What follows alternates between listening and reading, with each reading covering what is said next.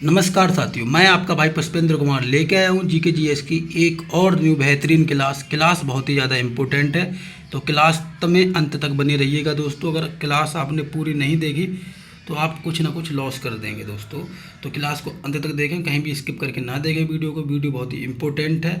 अगर आपने हमारी पुरानी क्लास नहीं है देखी है तो वो भी देख लें जाकर। और हिस्ट्री की क्लास है, ज़्यादा लंबी क्लास नहीं रखी है, 10 मिनट की क्लास है, 10 मिनट का 10 मिनट शो है।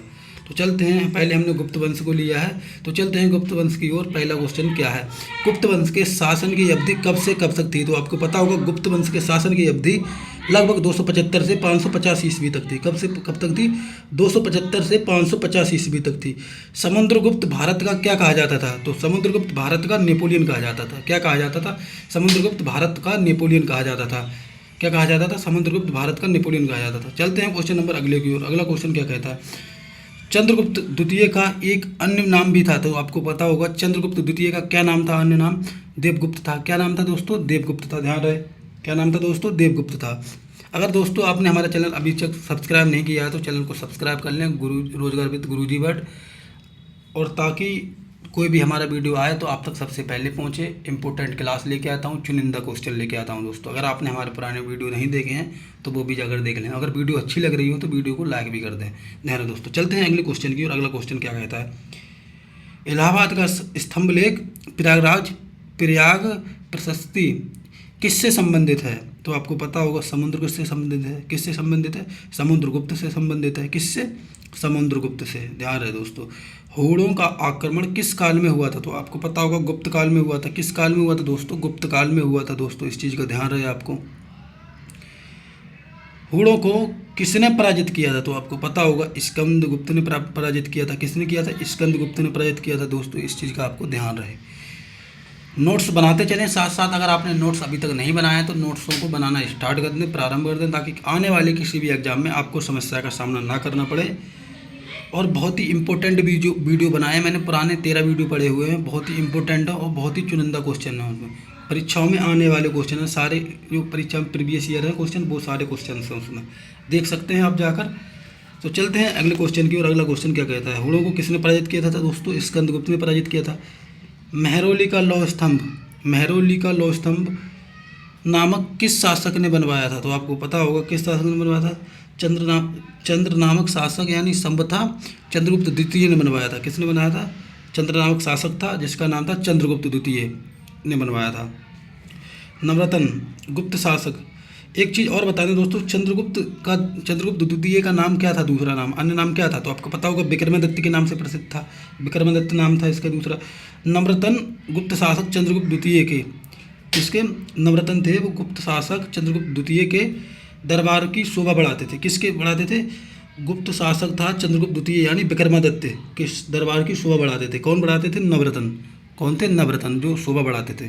ध्यान रहे दोस्तों, कालिदास किस शासक के दरबारी कवि थे? तो आपको पता होगा कालिदास चंद्रगुप्त द्वितीय के थे। किसके थे? विक्रमादित्य के।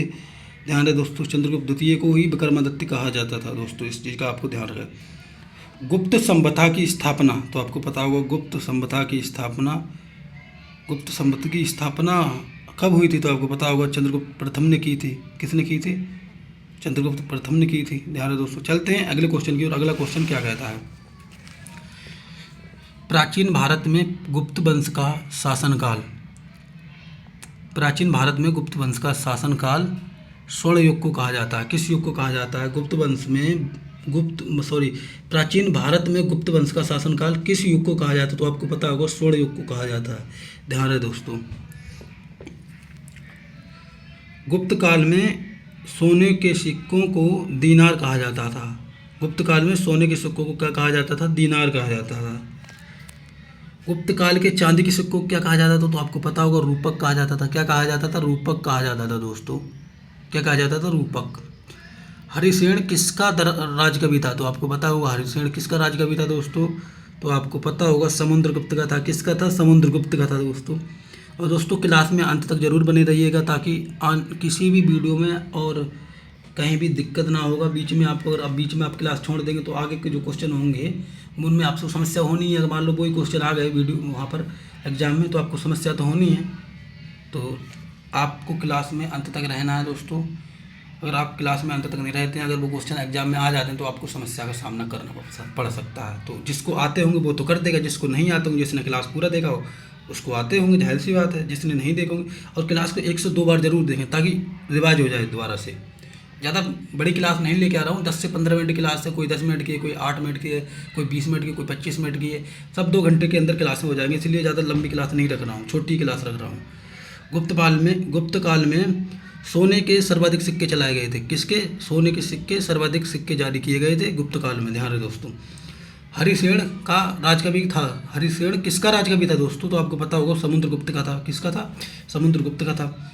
औरंगजेब का जन्म कब और कहाँ हुआ था? तो आपको पता होगा औरंगजेब का जन्म 1618 ईस्वी में कहाँ हुआ था? दाहोद नामक स्थान पर हुआ था। कहाँ पर हुआ था? 1618 ईस्वी में हुआ था, दाहोद नामक स्थान पर हुआ था दोस्तों। तो आपको पता होना चाहिए।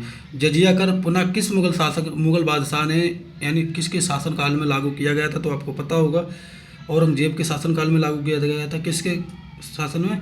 औरंगजेब के शासनकाल में लागू किया गया था। तो दोस्तों इस चीज़ का ध्यान रहे। सिखों के 9वें गुरु थे गुरु तेग बहादुर, जिनका नाम क्या था? गुरु तेग बहादुर थे सिखों के 9वें गुरु। इस चीज़ का आपको ध्यान रखना है। कौन थे? 9वें गुरु थे सिखों के, गुरु तेग बहादुर जी। तो इन्होंने इस्लाम धर्म को कबूल नहीं किया था। औरंगजेब ने इनको मतलब इस्लाम धर्म कबूल करवा रहा था, लेकिन उन्होंने ग्रहण नहीं किया। तो उनकी वजह से औरंगजेब ने इनकी हत्या करवा दी थी। क्या करवा दिया? इनकी हत्या करवा दी थी औरंगजेब ने, इसी वजह से कि इस्लाम धर्म ना कबूल करने के कारण उनकी हत्या करवा दी गई औरंगजेब के द्वारा। ध्यान रहे दोस्तों। चलते हैं अगले क्वेश्चन की ओर।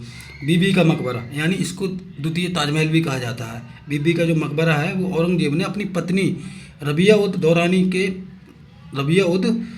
की स्मृति में बनवाया था। किसकी स्मृति में बनवाया था? रबिया उद दौरानी की स्मृति में बनवाया था, जो कि बनवाया था। इसे द्वितीय ताजमहल भी कहा जाता है, जो कि इसे द्वितीय ताजमहल भी कहा जाता है।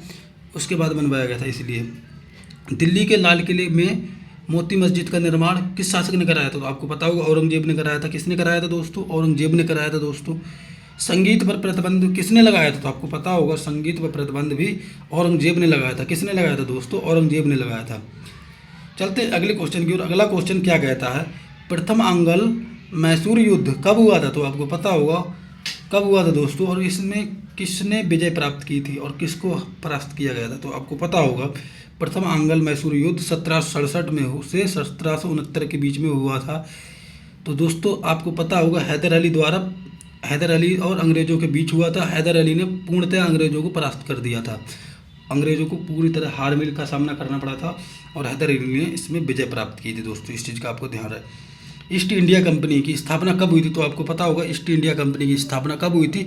31 दिसंबर 1600 ईस्वी को की गई थी। 31 दिसंबर 1600 ईस्वी को की गई थी ईस्ट इंडिया कंपनी की दोस्तों स्थापना की गई थी दोस्तों। इस चीज़ का आपको ध्यान रखना है। और दोस्तों अगर आपने अभी तक हमारा चैनल रोजगार with Guruji word channel subscribe नहीं किया तो चैनल को सब्सक्राइब कर लें, और अगर आपको वीडियो अच्छी लगी हो तो वीडियो को लाइक भी कर दें दोस्तों।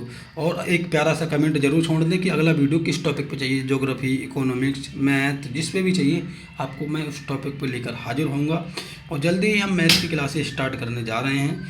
तो दोस्तों चिंता नहीं करेंगे, आप टेंशन नहीं लेंगे दोस्तों, हम जल्दी ही मैथ की क्लासें भी लेके आएंगे। अभी थोड़ी समस्या का सामना करना पड़ रहा है, इसलिए हम वो क्लासें नहीं लेके आ पा रहे हैं। ठीक है दोस्तों, नमस्कार, मिलते हैं नेक्स्ट वीडियो में। धन्यवाद।